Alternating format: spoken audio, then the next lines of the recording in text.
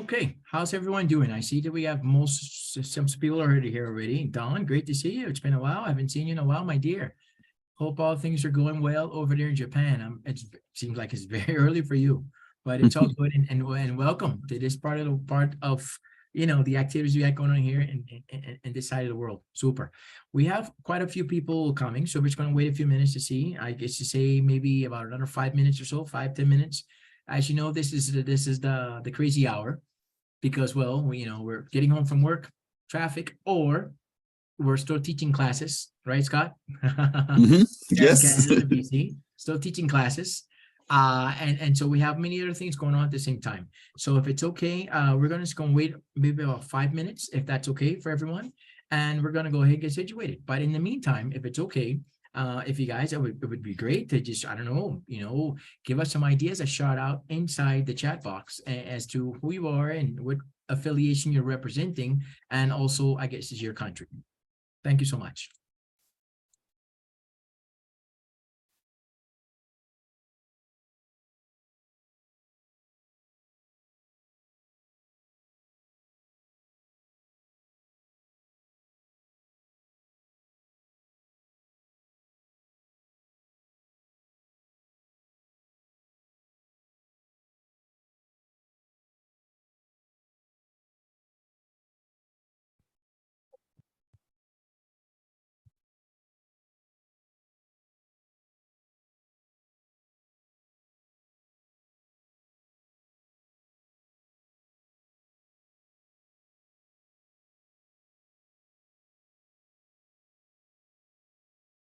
Saf, welcome, my friend. Tabitha as well. What's up? Super. Welcome.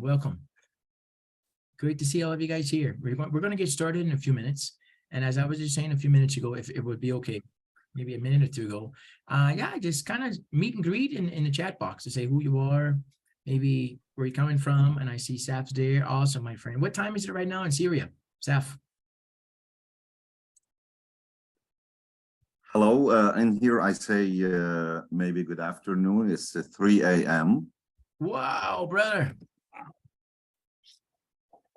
Awesome, my friend. And here we are, getting excited and getting all excited about traffic at 7 o'clock at night. Awesome. Welcome. Super. Right. So it's we can't go to bed anyway due to the problems of the earthquake that's going on. So we're always, worried. So we're away anyway. Wow, my friend. Our prayers, thoughts go out to each and every one of you. Lots of things going on that side of the world, and especially where you are. And really, it's a pleasure having you here tonight with us. Considering all of the other activities and unfortunate events that are taking place right now. So, Saf, welcome, and hopefully the session tonight. We're looking for lots of collaboration, lots of talk and things of that nature, so we can actually do a bit more. There's Marianela from My Uruguay. pleasure. There's Miss Betsy from California. I see Miss Donna over here and I'm just here. I should probably check the chat box. And as I said, 5 minutes, and it's officially 7:06. So I think we can probably figure out a few things. Tabitha, no worries, my dear. Welcome, and it's all good. And I know you're doing your thing, and from Annapolis, Maryland, super. And representing, I say, Washington area, TESOL. Thank you so much, Tabitha, for being here for tonight. Great. So Jorge as well, joining us from Tampico, Mexico. Thank you so much. There's Claudia coming to us from Uruguay. Awesome. Great. So in the meantime, I'm just going to, I just said again, just waiting for a few more minutes. This is a peak hour, or no, Bessie's, I don't know, in class or not in class? Finishing or just done, ready to make dinner? Me? You're talking to me? Yeah, I just walked in the door, so I'm done. I'm Gotcha. finished for the day. Good. But Okay. here. So Super. All right. let me just introduce myself to those of you who don't know me. I'm Please. Bessie Karras Lazarus. I'm the past chair of the ANPC. Super. So welcome, everybody. No, thank you so much for being here as well, Betsy. So I got Betsy's the past, Lynn is the new, and I am in the future. One day, if God be willing, the incoming. Yeah, let's see how things work out. So hey, we have the dream team here. It's all good, and some other members as well in that particular instance. Well, keeping in touch with the time, and I know time is of the essence, and I know that we're going to have other people are going to be joining on us here soon. These types of activities and events are designed for us here in terms of the TESOL community for us to do a lot more. We've decided to take us on a tour, and the tour corresponds to going around the globe so that we can actually get a chance to talk to different people in different parts of the world so we can get an idea and so we can also share, collaborate, and do some things. But in the meantime, I'm going to introduce Scott, Katia, and Claudia in a few minutes. But in the meantime, in order to save some time, I'm going to go ahead and just give you some ideas, a reminder as to who we are in terms of TESOL. TESOL Affiliate Network, the ANPC is what we do. We do lots of things. And as a part of what we're doing, these types of activities help us to, I don't know, collaborate, work together, network, and things of that nature, because that's the goal. The goal is not just for us to, see each other once a year at the annual conference, but these different types of activities allow us to communicate, organize, and work together. And since we're looking at leaders, and we're looking at decision makers, and we're looking at board members, and we're looking at also the affiliates within each one of the institutions, organizations, well, the idea is that we try to come up with topics and ideas that can help us in order to become better in terms of an organization, okay? And in terms of TESOL, we have lots of things going on. Each and every one of you in your regions, your organizations, you also have a very important role in that particular instance. So as a reminder, this is who we are. I'm not going to read it because I think we all know who we are, and that's why we're here tonight. But like I said, again, for those of us, maybe you may have some doubts as to what the role is. The TESOL Affiliate, I should say, Network Professional Councils, what we do. We work together. We try to work with you. We work with other people throughout the entire world in order to build, I should say, the TESOL brand, helping English language teachers, helping English language learners throughout the world in order to become better in that particular instance. These are some of the things, I should say top 5 reasons why we work and why we do what we do. Connect and collaborate. As you can see, there's lots of things going on here. We have an opportunity to connect and collaborate throughout the region, throughout, I should say, our general organization and things of that nature. Stay current and contribute. There's lots of things going on in terms of research, best practices in terms of English language teaching, and these types of opportunities or spaces are great for that. We talk about access to free and discounted resources. There's tons of things out there. If you do not know, if you haven't realized, I would invite you to take a look at all the things that we have there nowadays, through the TESOL International, I should say the TESOL website. You can find tons of information, downloadables. And if there's things that, we need to pay for, well, it would be great to be a member. That's the idea. Yeah. And we talk about engaging in terms of advocacy. Jeff didn't mention, but yeah, Jeff is another, I should say, he plays a very important role. There he is, he plays a very important role in terms of advocacy throughout, for TESOL throughout the entire world in that particular instance. Why? Because, well, if we learn to work together, if we can collectively put our ideas together in order to make a difference, it's that much better for the entire process of English language teaching throughout the world. And at the end of the day, we're talking about number 5. And number 5 is what we're trying to do today. And that's part of the role of the ANPC, is to develop leadership skills in order to come up with other ideas, in order to share, I should say, best practices and figure out what we got going on throughout the entire globe. And so without further ado, I'm going to go ahead and get started. I know people are coming. So people are still going to be popping up here and there from the car, from the bus, the metro, the trolley, the taxi, walking here and there, and it's fine, and it's all good. So I'm going to go back, and I'm going to really briefly introduce each one of the speakers that we have for tonight, the invited guests.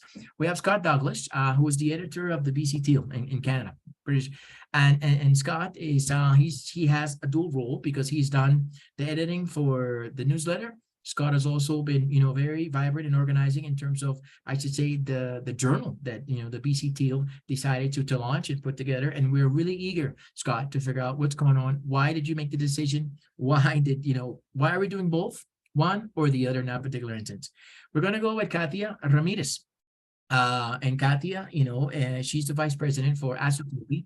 ASACOPI is the teaching association, one of the two that we have here in Colombia, which is great. And so we're going to listen to Katia because, ASACOPI, this particular association, has been around for more than 50 years as a TESOL member.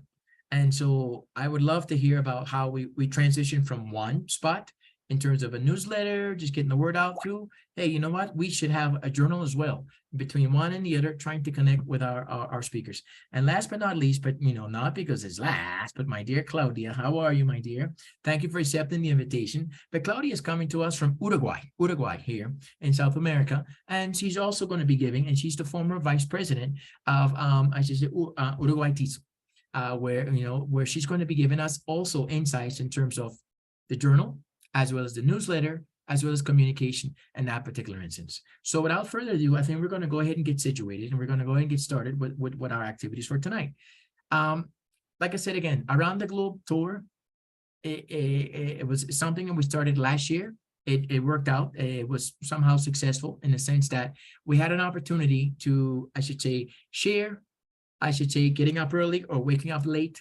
But we also had an opportunity to connect regions where we can, try to collaborate. We can do more networking, and we can do other things here. So that's the idea. Fair enough. So our first question for tonight, and when I say a question, we changed up the dynamics. This is more of a question and answer, and we're looking to see, because we would love participation from the people that are here tonight, as opposed to each one of you, the three of us, I don't know, preparing a presentation or a PowerPoint or something, super elaborate.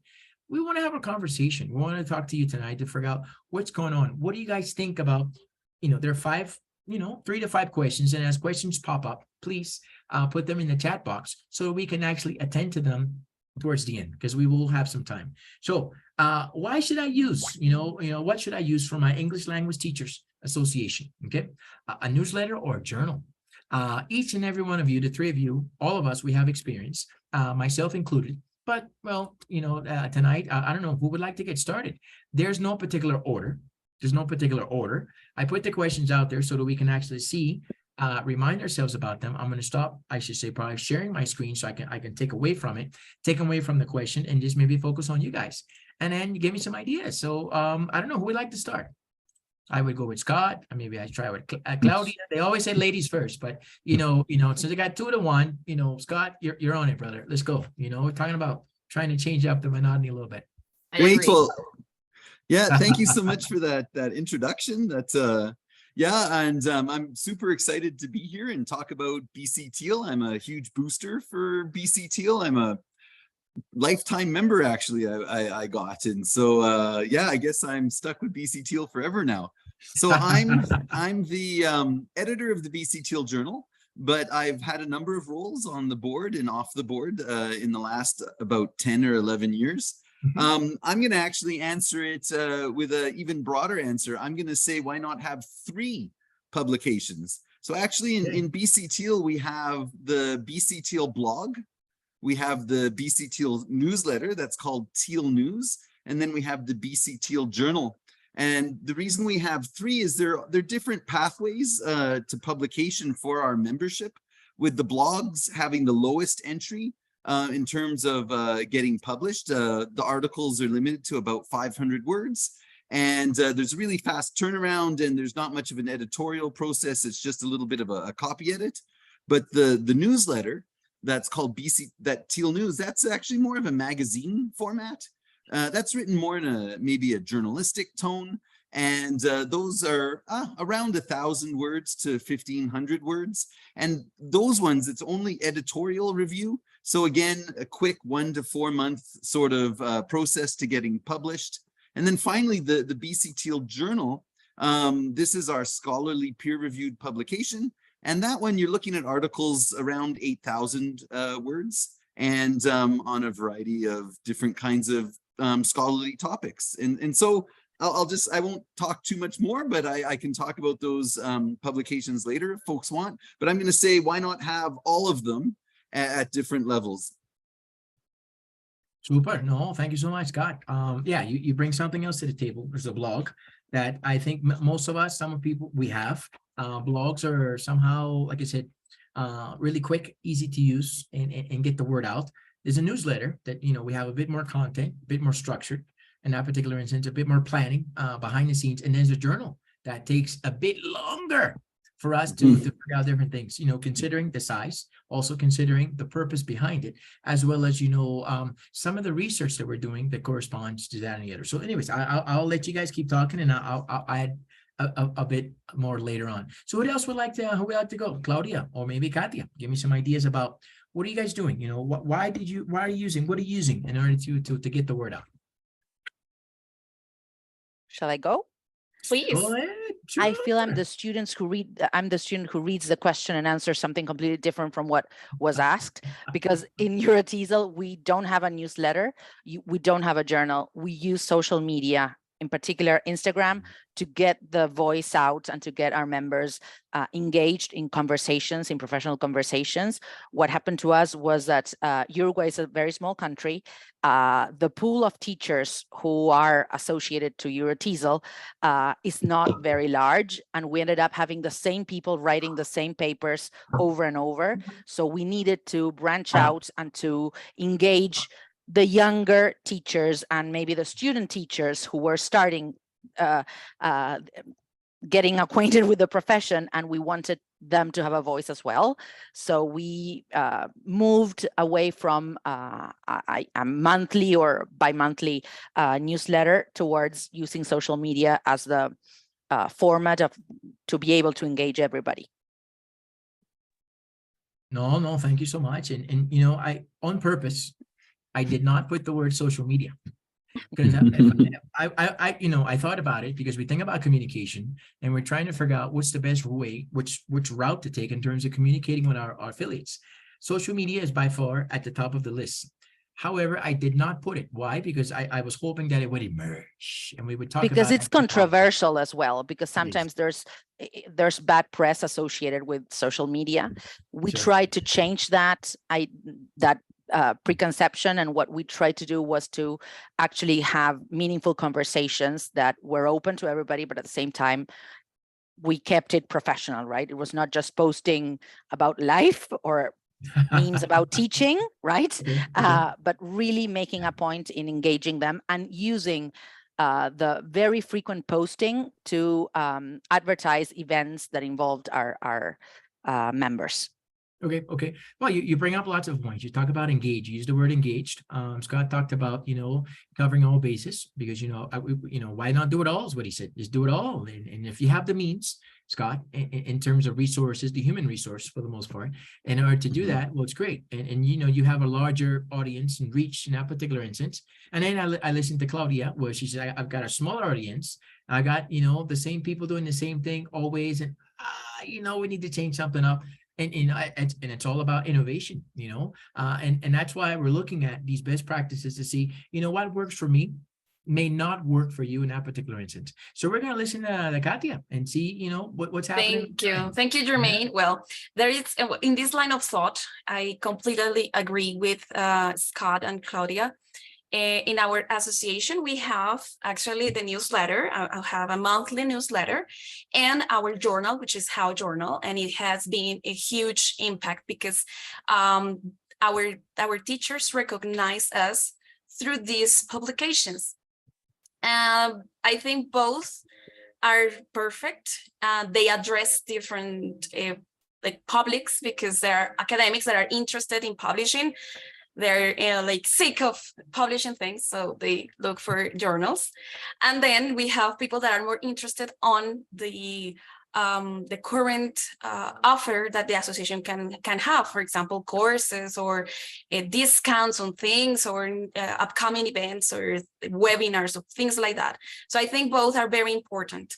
And considering the blog, well, it is very important to have different ways of communicating with associates, and at social media, it's crucial now. We spread the word through the social media, and actually we share our newsletter through our social media networks, because it's very important. I mean, not only the email, it's not enough, because many people do not even read an email. Yeah, they need instant access to the information, so that's the best way to get the information. So I think both are very important. I'm just here talking to myself, but no, thank you so much for giving us some insights. And so if I look across the board, I see that, you know, the BC Teal, they're working on blogs, newsletters, and journals. They have 3 different publics, you know, I should audiences for the most part, if I can say that. You know, there's, you know, quick, rapid, fast. There's, you know, a bit more thought, you know, given to it. And then there's, you know, a little bit more that, you know, takes in terms of editing, copy editing, revising, organizing, going back and forth. Could be 4 to 6 months, could be a year, you never know in that particular instance. And then I also, you know, Claudia, you know, is so kind to, you know, bring up social media. And social media has been something that's, as Claudia said, it could be controversial.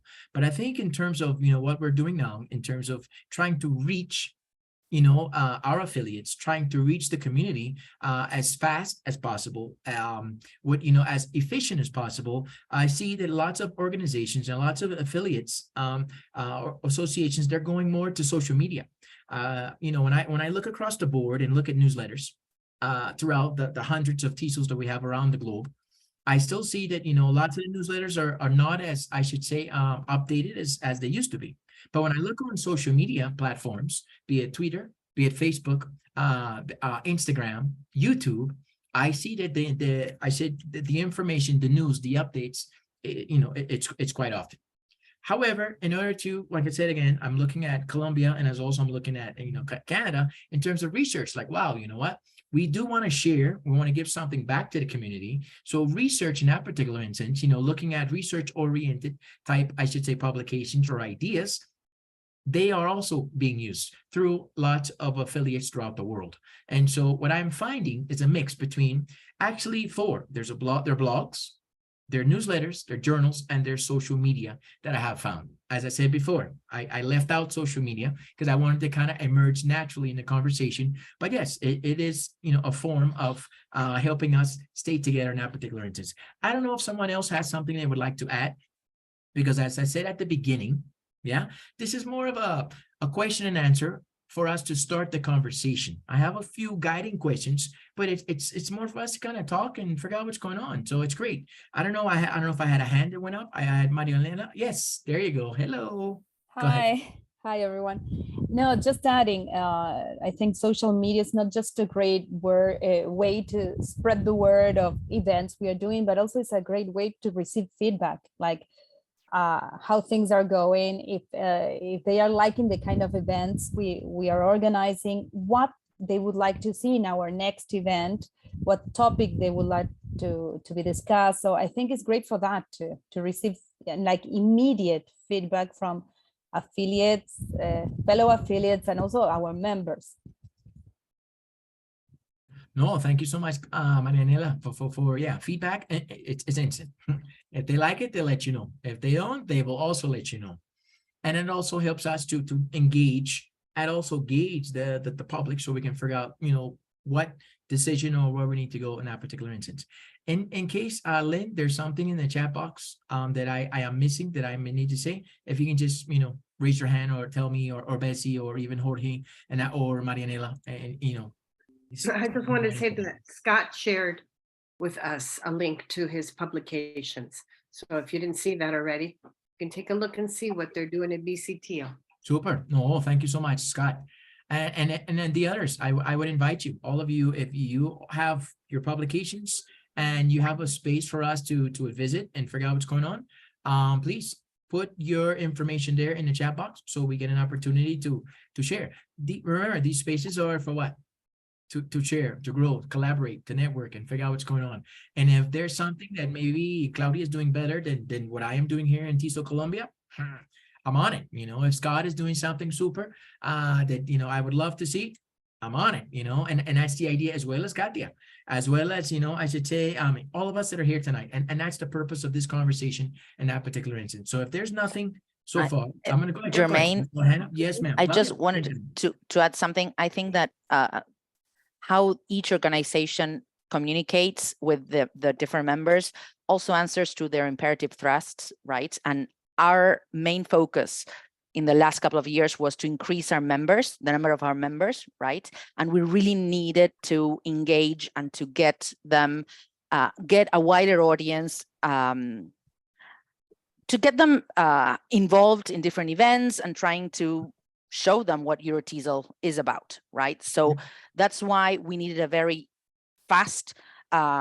way to communicate with a wider audience, and we went Okay. and we chose social media as well. I think that we are not as established, or we don't have the infrastructure that could assist us in developing so many different ways to engage our audience, and we had to have like an emergency channel. No, super. No, thank you so much. Thank you so much. So with that in mind, I'm gonna go on with the next question here and figure out what we got going on here in that particular instance to see what we can do there. Let's go with the next one.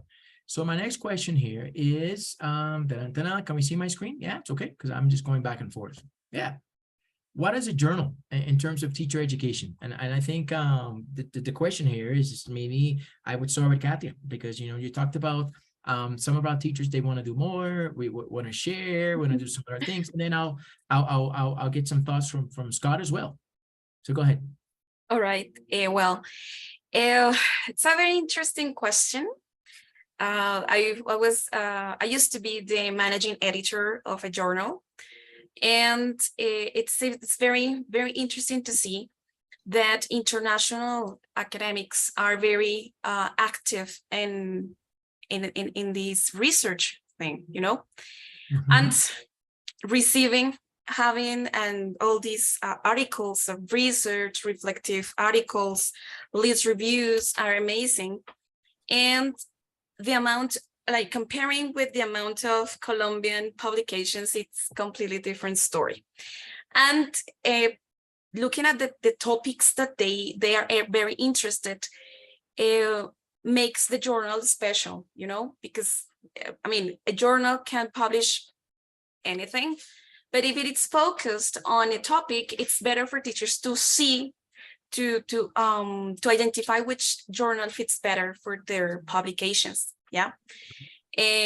So it's very important to teach teachers how to choose their journals for publishing their articles. It's not an easy job.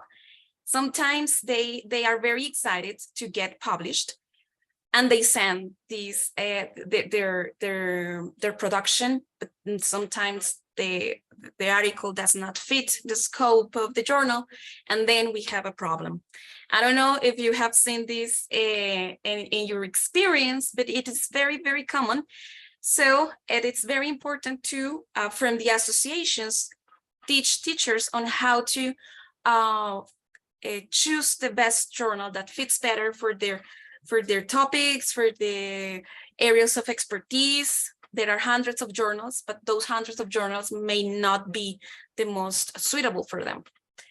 Well, what is a journal for the teacher education? Well, the best journal, it's the best that like the one that focuses on the topic. Sometimes can be difficult.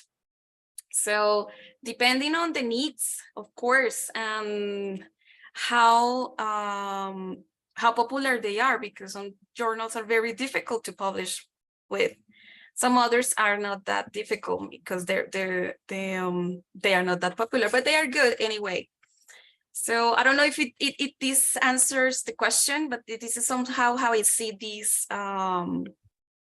the possible answer for this question.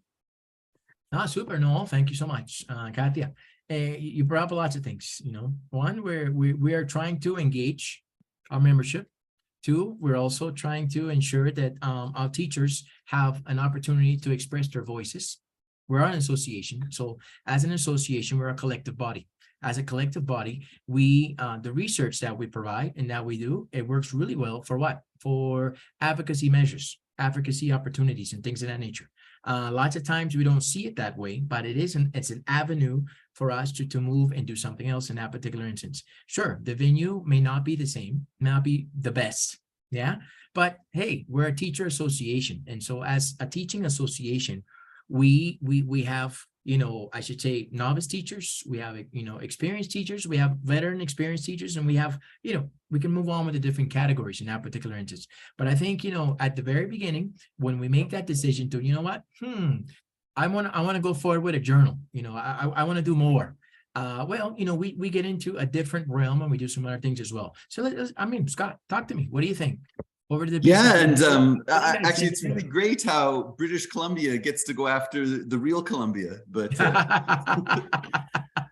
yeah, I I really just hear what realized that. everyone's- Yeah, go ahead. Go Yeah, ahead. I really hear what everyone's saying. Like for us, we've had a newsletter now since like 1967, so before I was born. And BC Teal, I think, is one of the oldest English language teaching organizations in North America. And and back in the old days, we actually did have a journal way back in the 70s and 80s. And then in the around 2015, and that ended for one reason or another, around 2015, we started to really conceptualize our members as scholar practitioners. And we have this stance as students of learning. So although I'm a teacher, I'm also engaged in knowledge creation because the act of teaching itself is an act of knowledge creation. And so we started to see all of this real thirst to know more about what was going on in the scholarship related to English as an additional language teaching and learning. But our membership was hitting paywalls. And so they'd want to read articles, but they couldn't read them. They would see $45 or $85 to try and read these articles. And we started to think about, well, what does that mean in terms of open access? And we felt like people have a right to know what knowledge is out there. And we thought, what could BC Teal do to help make knowledge freely available to everyone? And so we thought this idea of starting an open access journal. And then I really also heard what folks were saying when they were saying about people mentoring or trying to find a journal. The other issue is you would hear about our membership. They would try and send an article out to like one of our big national journals or an American journal, and boom, like just 3 reasons why this is rejected and why you're the worst researcher in the universe. And I'm probably over exaggerating, but you know how it is when you've written an article, even the slightest bit of criticism is cutting. And so we thought, well, let's, instead of giving people 3 reasons why we reject your paper, let's give them 3 ways we could strengthen it towards publication. And we could work in BC Teal to try and help our membership get published in a peer-reviewed scholarly journal. And so those were some of the things that started us off. And since then, it's just, our membership has really come together. There's so many volunteers. If you look, you'll see there's almost 100 of our peer reviewers that are involved, and editors and various things like that. And so all that came together to create, and that was the impetus for our journal. And then I feel like we've just gone from strength to strength as people get involved as peer reviewers to start with, and then after doing peer review, they think, well, what kind of papers can I write? And then they start submitting their papers. And we feel like there's a lot of scholarship and research that would never be published in British Columbia. And so we're giving it somewhere where it can be published. And now we're finding people are reading it all over the province and right around across Canada. And even we get readers from around the world as well. And it's helped raise BC Teal's profile, so we're pretty proud of it. Yeah. Oh, and one last thing too, you might wonder, how did you do all this? I encourage folks, if you're at a university, go to the library and talk to the librarians. So we're using an open access, platform for our journal that's actually provided by my university free of charge. The librarians almost freaked out with happiness when they heard somebody wanted to do this, because that's their job, is to help us create these journals, right? So don't be afraid to reach out and get help from people too. No, thank you so much. Yeah, you bring up some other ideas. You bring up ideas about rejection, because lots of times in our field in terms of language teaching, teacher training, ESL, EFL, and the whole 9 yards, lots of times we are not trained from the very beginning in order to research, in order to write, in order to produce those types of things. And so, by making decision, to disseminate information, communicate, organize, and try use it as a platform to train and to make life better, it's awesome. And at the same time, we are also aware. No, it's all good, dude. It's all good. We're also aware of you know, the rejection rates that are high, and you know, we're all researchers, like most of us here. I mean, you know, I've had my fair share of rejects. You know, my eyes kind of get, sometimes we get discouraged. But when we have teacher training opportunities, and we have, I should say, journals at this particular level, at the association level, it helps build, you know, and organize and prepare them for something else. Now, lots of the journals, they are accredited. Lots of the journals are moving forward and becoming much more robust, much more, you know, I should say, harder and hard to deal with in terms of all of the, I should say, science behind that. And that's not for this conversation, not tonight anyways. But yeah, it's a lot of stuff out there. So, Yeah, well, know. that's, Yeah, go I ahead. just wanted to add to that, like, No, please, that's please. why we're the BC Teal Journal. And so all of our articles connect in explicit ways to the British Columbia context and teaching and learning here in British Columbia. And then that narrows sort of who publishes in our journal. And then, and so what am I trying to say is that we have very high acceptance rates because of the small province that we're in. And however, but we still maintain that level of rigor. So sometimes it can be 2 years to publication by the time it goes through all of the different revisions. And Ching Ching asked a question. Yeah, I was in just about to read it. Go the, ahead. Yeah, if you could yeah, respond to and- that, that'd be great. and her question was, how do you recruit people to mentor authors? And so it's interesting how we do the process. We have 2 editorial levels, well, 3, I guess. When a paper is submitted to the journal, it gets a quick read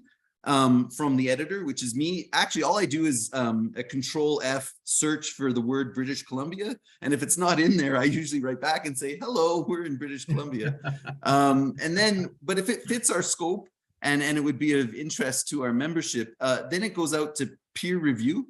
And so those peer reviewers are recruited, like we conceptualize anyone who's a member of BC Teal as being qualified to be a peer reviewer. So they come from all walks of life and all areas, from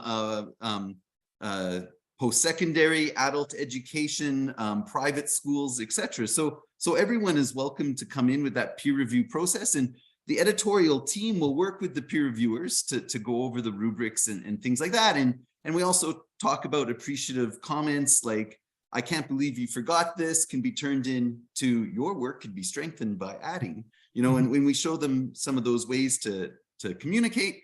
And then finally, I think the most important piece after the peer review, all of those peer reviews come in, and sometimes it's several pages, right? The editor will check the peer reviews to make sure it's polite, and then off it goes to the author. But the author then gets us to work with a developmental editor, who also, if that stage is necessary, and the developmental editor will go through another round of editing. And so there's the submission, and then revisions with the peer reviewers, and then revisions with a developmental editor as well. And so that's sort of how we draw. And then Ching Ching, the way we get our volunteers is that every single person I talk to, I ask them to volunteer for the BC Teal Journal. People see me coming down the street and they turn around and run the other way. But for every 100 people I ask, at least 3 or 4 volunteer. And they can all volunteer. They just have to be a member.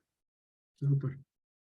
No, I mean, you bring up a lot of things, and it's great. And I don't know if we have other questions out there, but it's awesome because each and every one of us, we have a different way about going through dealing with the journals, and why we created them, and how we maintain them in that particular instance. Because one of the big hassles, I think, like Ching Ching said, you know, how do we recruit those, I should say, authors? How do we get, mentor authors, but also how do we get people behind the scenes to, review, edit, copy edit, organize? And this is all voluntary work.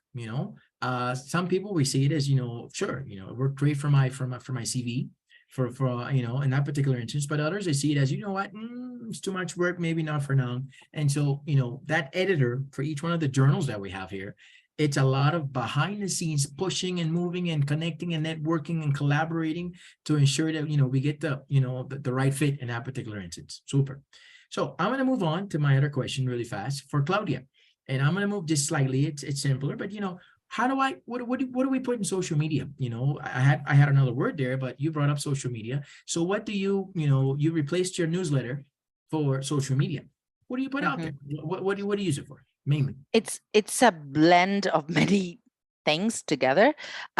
We, of course, to make it attractive, we have to inform our members in terms of agreements with different associations and discounts and benefits of being members, because that was aligned with what we wanted to do to increase the number of our members. But what we do a lot is we also invite them through call for papers, and then we post those papers on our web page, right? So what we do is different call for papers, and we carry out different surveys asking what they want to focus on, right? So if they want to discuss differentiation or classroom management right now that we're starting the new school year, or the rules versus essential agreements and how to develop student voices in our classrooms, different aspects of our of teaching and learning. And we ask our members what they're interested in, and then we start posting and asking for their input, right? So maybe it's not a formal paper that they have to write, but we do share their own research or experiences. We have some videos of people sharing best practices and what works, what doesn't work. And we also, we try to keep one webinar every 2 months. We carry out one webinar every 2 months and one live seminar every 2 months as well, right? So 1 month is a webinar, another one is a seminar. And what we try to do is to engage them and communicate the information that what's going on with the association. So I can, if I can summarize, I see that you do a little bit of everything. Yeah. There's marketing, there's engagement, there's advertising, there's professional development. There are live sessions where you have once a month an opportunity to engage, face to face, virtually, I should say, with your affiliates. Has this made a difference in terms of getting the word out? Do you think that Tremendously. In terms of the numbers, what can you tell us there? That was the biggest impact. We grew a lot. I'm not going to say the number of members because I'm sure Scott's numbers are way larger. So I'm not going to compare Uruguay to Scott, not even to British Columbia, just to Scott. Yeah. But what we're trying what happened was that many people started to contact us to become members because they wanted to participate in different webinars, or they just shared with many people from other countries around, from Argentina or maybe from Brazil, submitting papers to be presenters in our webinars. And that was huge because we started growing across different countries, right? And we could branch out, and the number of members increased, and also the meaningful engagement increased. It was not just posting, sharing a nice cute picture of the people present in a webinar. It was really helping them start different conversations, networking and sharing what was working for them, and supporting each other. We really tried to create an active, supportive community, right? Our members used to be retired teachers, mainly retired teachers, right? It was great because there was a huge amount of knowledge there. And what we tried to do was to engage different audiences as well. Okay.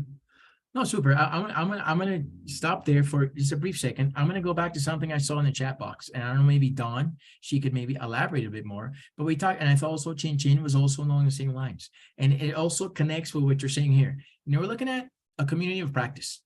We're looking at collectively coming together for a common purpose, to get the word out, to build and do some other things. So Dawn said a few things in the chat bar. I don't know if she's shy or she would like to say something. Shy? No, she's not shy. But Dawn, would you like to, or even Chin Chin, I mean, one of the two, would you like to elaborate a bit more on what you guys said in the chat box? And thanks so much, Scott, because, just another parentheses, Scott, he based his research, or I should say BC Teal based their ideas on other, I should say journals that were successful, that were out there and doing things. This is what we're talking about in terms of communicating, in terms of collaborating, and also working together. Networking starts here. as you can see, Scott, puts quite a few ideas out there, and thank you so much. There's, the CATISO, California, there's the Georgia TESOL, there's NTESOL, and there's Indianapolis, there's Minnesota, there's the New York, there's Sunshine State, Florida, there's MEX TESOL, you see, New Jersey. And so as you can see here, there are lots of, I should say, journals that have been around for a long time. And I love the idea that Scott put that out there. He said, hey, guess what? By the way, before we started our journal, we looked around to see what was going on in other parts of the globe, other parts of the world, other TESOLs out there that were either, I wouldn't say successful, because we're all successful at what we do, but others that have had, I should say, better luck in terms of, best practices of getting things together. So once again, thank you so much, Scott, for sharing that experience. And that's what these spaces are all about. So I don't know, Ching Ching, if you would like to maybe give me some ideas about communities of practice, because it's a great opportunity. It's an excellent idea, but sometimes we forget why we do what we do. And so spaces like this, in terms of leadership, in terms of communication, well, here they are. Maybe not. What do you think? I don't A couple of words, a couple of I words. don't really have anything.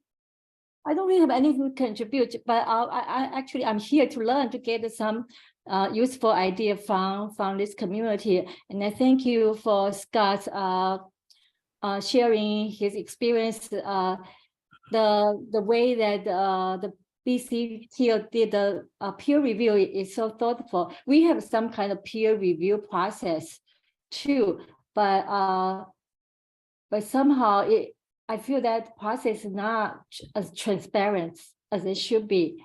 Okay. So that you can, it's become a public knowledge and become something that you can share with and continue to build the knowledge. And that's something that I'm personally concerned about. The other, and I also learned from Dawn, her writers workshop. I saw it in the social media, but I didn't get a chance to participate. So anyway, So maybe Dawn can maybe Mira Chin Chin, maybe Dawn, she can maybe give us a couple of ideas, or just kind of, I know she summarized it in the chat box, but we would love to hear your voice, Dawn, if you can. And if I'm not sure if you can. We can hear you fine. You sound okay, but if you break up, no worries, and we'll keep moving. But I thought it was just an opportunity for us to just take advantage. Thank you so much, Chin Chin. So if Dawn is not able to collaborate, no worries. We're gonna move on, and when she's able to connect again with us, I will be more than happy to pause and listen to some ideas that she's been talking about in that particular instance. Yeah, and just to kind of close up, not really close up in that particular instance, but me, not asking so many questions, but in terms of communication, which one, in your opinion? I see Don is coming back, but I'll give you some things to resonate on. So I'll just go ahead and give me 1 second here, and I'll just go back with Don. Don, you still there? Yep. Yeah, I'm so sorry about that. Can you hear me now? Yeah, we can hear you fine. It's all good. It's all good. I run a writing accountability group. Basically, we meet a couple times a week at a mutually agreeable time. At the beginning of the session, we say, here is my goal today. And it has to be small and manageable because we have to finish it within 80 minutes. And then we turn off our cameras, we work together on Zoom, and then we turn on our cameras at the end of the 80 minutes and we just share, I finished this, I'm 80% done, this is what I'll do next. Super. No. And this corresponds to what I think all of you said, especially Scott, as well as Katia, in terms of, we're looking for a venue so we can help others, to become better writers. The rejection rates are high. So you know what? This is our association. We're going to build. We're going to help them out.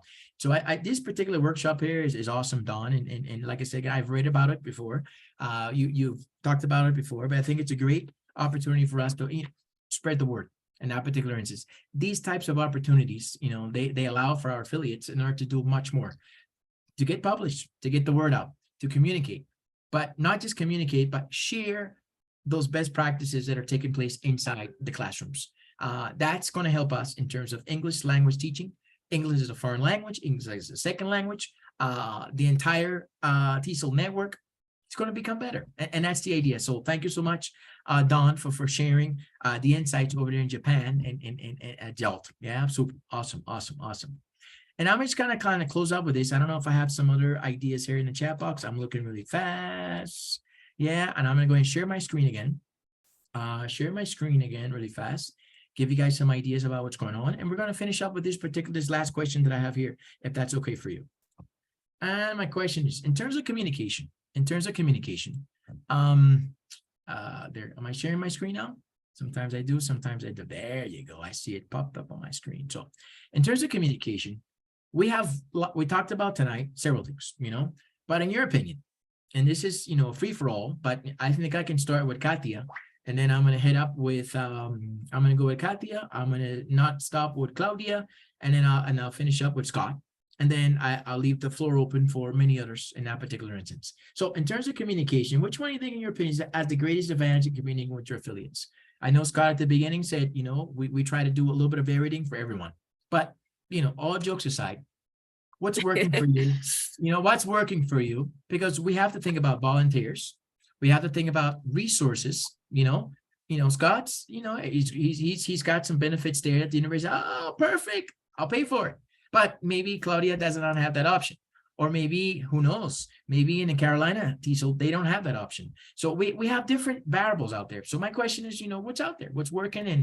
And what do you think? What do you think? Katia, all yours. Well, it's a complex question because depending on the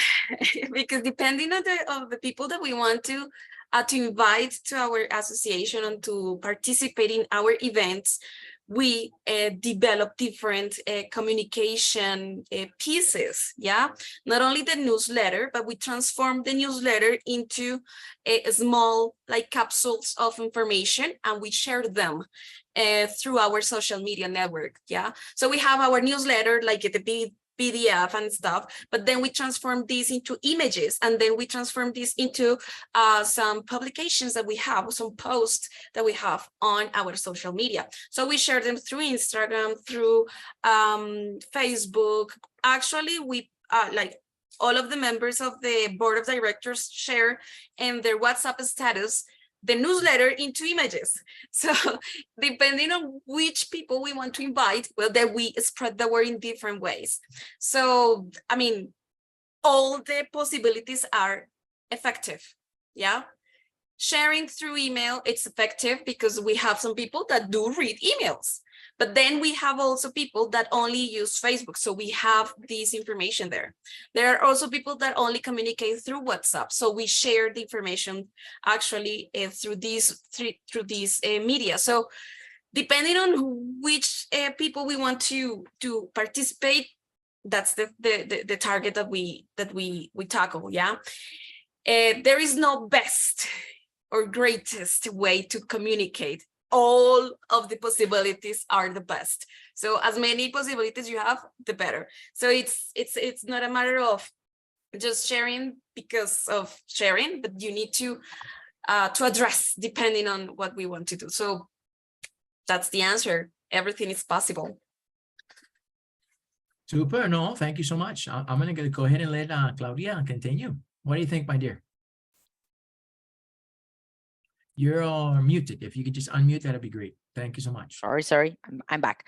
What happened to us was that we used to have a newsletter, and we shared it through our webpage, right? We saw that it was not very a very efficient way to communicate with our members. We started using email, right? So we sent it via email to everybody, but at the same time, we wanted to engage more and to communicate what was being published to a wider audience. So we started publishing little pieces or abstracts of the newsletter on via Facebook and Instagram and Twitter, right? And then we added that as a feed, as a constant feed to our webpage, right? So you could see on our webpage the different posts that were taking place via Twitter, Facebook, and Instagram.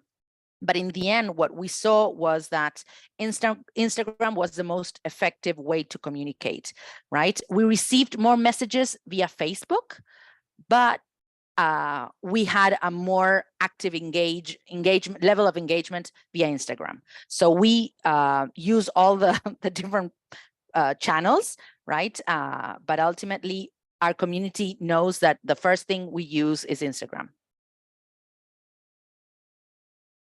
Awesome, awesome. So Instagram is at the top of the list. And then I'm going to finish up with Scott, give you some insights as to, you know, what's been successful, what's working, and how do we continue to communicate with these people. Awesome. Yeah, and well, just to echo what everyone has been saying, we also have our social media channels, which I stuck some links in the chat. And then we actually still do old school emails as well. Like I think we use MailChimp, and one just went out actually yesterday. And in our every week or 2 weeks, there'll be like links to things that are going on, plus our job board, things that'll bring them to the website and direct traffic to the website, so that they can really see some of the benefits they're getting from their membership, such as knowing what jobs are out there, knowing about the conference, knowing about awards and scholarships and grants and things like that, and opportunities to volunteer and publish.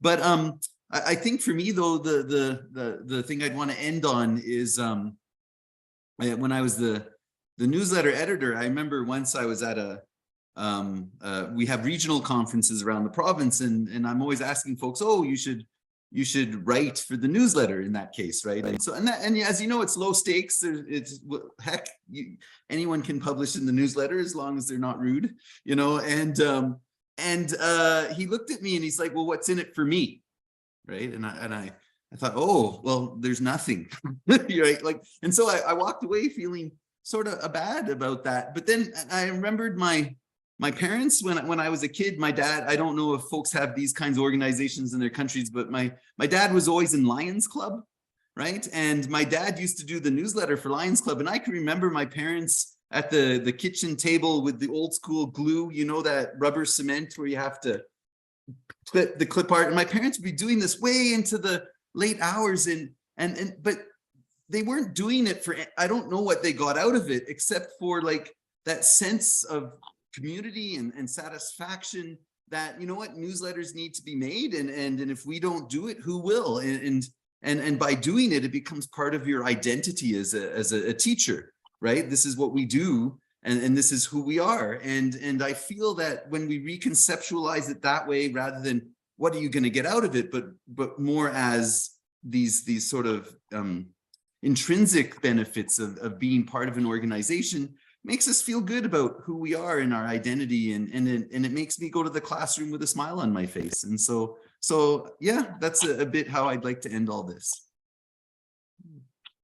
Lots of good ideas. I'm not sure, is anyone else would like to add or take away anything? I don't know. I see lots of smiles there, so that's a good thing. Who else would like to say something? Or, you know, I mean, I talk way too much. Saf, talk to me. What would you like to contribute, my friend? Saf from Syria. Welcome. Hello, everyone. And once again, it's a pleasure to be among you. I'm not sure if I'm allowed to talk about Syria or about TESOL, or if it's only for the America thing. So no, it's for everyone. It's everyone. And you are part of the process. Great. So welcome to the party. Thank you so much. Yeah, maybe the situation of TESOL in Syria is a bit different, since I was the first one to do TESOL. And it was all, unfortunately, when my show where the only means of communication was through conferences. So we had to do conferences all over the cities in order to raise people's awareness to TESOL. And then when the war started in Syria, that was a bit difficult. And then we had to depend very much on social media, which was, of course, very much beneficial for us. And then after the war, so we moved in, we depended very much, we continued to depend on social media, but the real challenge was how you get, like Claudia already mentioned, about getting a wider audience of TESOL. And like Ching mentioned, it's all about making or creating that community of learning. So I think our main communication channel was through conferences. So, and the problem with that, there is no teaching association in Syria, and the whole world of TESOL is not there. I remember many times I would talk about TESOL and people would say, oh yeah, we understand, this is TOEFL. And they are saying, no, this is TESOL. So yeah, I mean, me included, my first time with this was when I attended TESOL New York back in 2008. And then luckily, yeah, now the majority of English teachers in Syria have been introduced to TESOL. And we're very much lucky. I think Bessie is here. So thank you, Bessie, for all the support that you've been providing us with. So we're working on being an affiliate with the TESOL International to get like more awareness to the importance of TESOL in Syria. And we are starting our journal. So that would be another good thing for people, not only to spread TESOL, but also to, for the sake of continuing professional development. So for professionals to have the sense of achievement, like, for example, we are starting to publish, and I hope that would be going international very soon. And I have also to say I got lots of benefits from what was called Forum. It was from the American Embassy Yeah. back then in the, so. Still active, Sif. Saf. Right, but yeah, due to some issues, so it doesn't reach Syria. Yeah, but that was a very, very good door opening for us all. Once again, thank you very much, and it's a pleasure. Oh, thank you, my friend, for sharing. Bessie, you wanted to say something. Go ahead. You're on mute, Bess. Oops, let's try again. I was going to say welcome, and I'm glad we were able to support you because of the ANPC, that's what we're here for, to provide any kind of support, answer any questions. So anything you need, just feel free to reach out. What I wanted to add was, we're talking about journals and newsletters. When I first started the ANPC, I was the newsletter editor because, that was one of the committees I was on. And I found it fascinating because I was able to learn so much about the affiliates, what they were doing and so forth. I mean, just editing it and working on it was an amazing thing. However, in order to increase readership, I think that's the big deal. Who reads it? You need social media. You need to be able to advertise everything that you are doing, that you are working on, in order to get people to read, first of all, and contribute.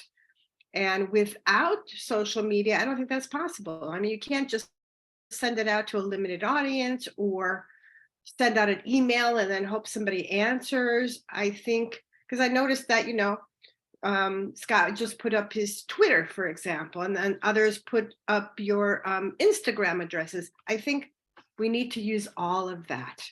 And then got your Uruguay, I just remember the country right now.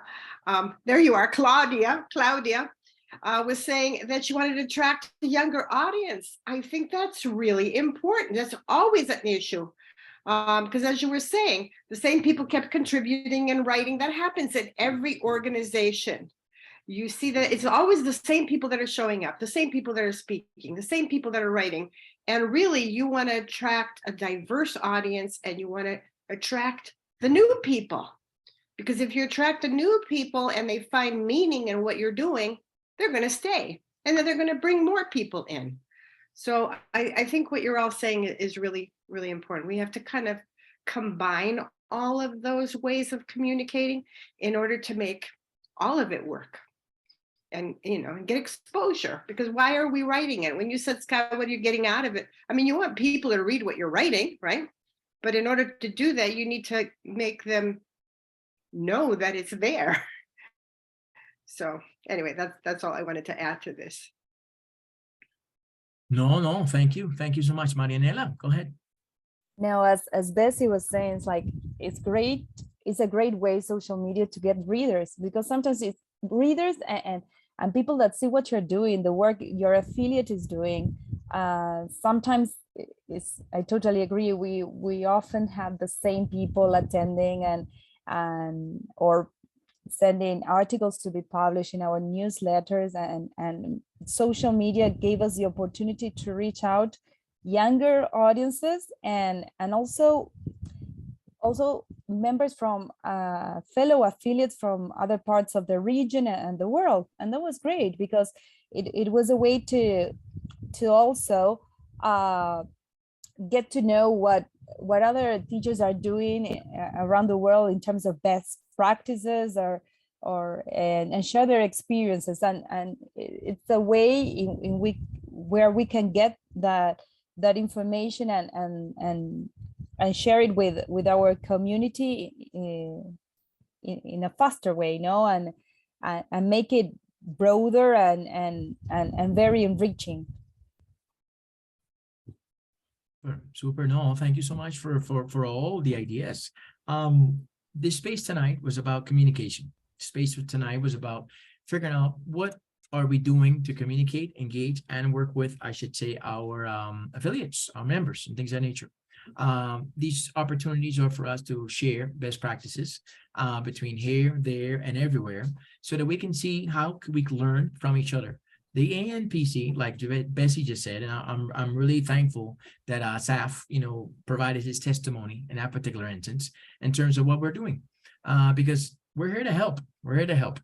And if you ask questions, we'll find you an answer. If Bessie doesn't know, she'll ask someone else. If Jermaine doesn't know, we will orient that information over to someone else. But the idea is that, you know, we want to continue to work together. We want to continue to build, not just build here locally in my region, but we want to build throughout the globe so that we can actually see what each and every one of us are doing, so we can actually do a lot more. And that's the idea, because, you know, association is a community of practice.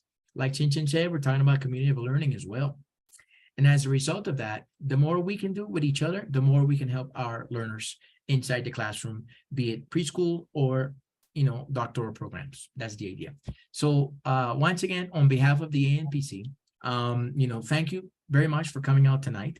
Thank you for coming out tonight. I know because of the time zones and the hours, it's always a pleasure. But who am I going to see? Let me get a show of hands. Who am I going to see in Portland in a couple of weeks? I see I got 1, 2. What happened to the other hands? I got 1, 2, 3, 4. Okay, I got a few more hands up. Okay, great. Well, you know, the NPC, we have several. There you go, Chin Chin. We have several activities planned. Lynn had already put it in the text box if you could take a look at it, but we have several of activities planned throughout, I should say, the conference in Portland. But not just that, we have activities that take us all the way up until December, which means that I'm going to be bothering you a lot more. And if you are willing and you're up for it, when we hit Europe, when we hit the East Coast, and we hit you know, some of the other parts of the world, if you're up for it and the hours permit, I would be more than happy to be there with you in that particular instance. Super. There you go. Present TESOL. Okay, awesome, my dear. Awesome. Thank you so much. That's great. So I'm looking forward to seeing each and every one of you. I don't know if we have time to take a selfie. Well, it's not a selfie per se, you know. I'm looking to see how I'm gonna take my selfie. Let's take it to see if we can, if we can turn on your cameras, that would be great. Let me get my hair all together. And that way, you know, we get a chance to I don't savor the moment, if that's okay. And if you don't want to turn your camera, that's okay. I got your name there and that's fine. Yeah. So let me get a 1, 2, 3. I see Jeff's already. Yeah. So they got 1, 2, 3, and there you go. There we go. That's one. Let's try another one. Whoops. I think I hit the wrong button here. I'm on another computer tonight. Let's try it again. Yeah. And let's go for it. Super. Gotcha. Got the entire. So who else wants to say anything? So anyways, thank you very much for coming out tonight, this afternoon, this evening, the morning. Thank you so much for being here. On behalf of the NPC and TESOL and the TESOL Association, we're just excited to be with you guys and happy to have you, and looking forward to seeing you in a couple of weeks in Portland. If not, we have the virtual activities going on as well, and we'll you know, regain activities in April in another part of the world. And so looking forward to seeing each and every one of you. Take care of yourself and have a great night. Bye-bye. And Saf, have a good Bye-bye. time at Thank you for the TESOL Arabia. invitation. Sorry, Mick, say again, Jeff. I heard someone else. Oh, I was just going to tell Saf, have a great time at TESOL Arabia. They're our new Yes, affiliate. yes, presenting. Would be, Good luck. yeah, it would be. Thank you so much. Bye. Awesome, brother. Bye. Take care of yourself. Bye-bye. Pleasure. Oh, take care Bye-bye. of yourself. Bye-bye.